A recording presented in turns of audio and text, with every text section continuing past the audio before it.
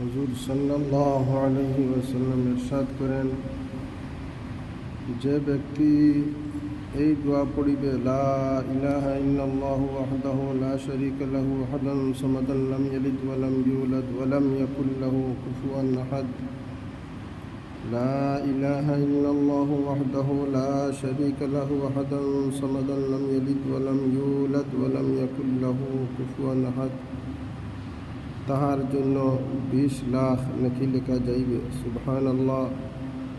আল্লাহ পাকের কত বড় মায়ার মেহরবানি, যে সামান্য একটা দোয়া যেটা পড়তে সময় এমন কষ্টও লাগে না, সময়ও নষ্ট না। আর আল্লাহ পাক পরবর্তীকারে লক্ষ লক্ষ নেকি দান কতরা। আমরা প্রত্যেকে এই দোয়া শুদ্ধ করে শিখিয়া পড়ার চেষ্টা করমু। আমরা আহলে আয়াল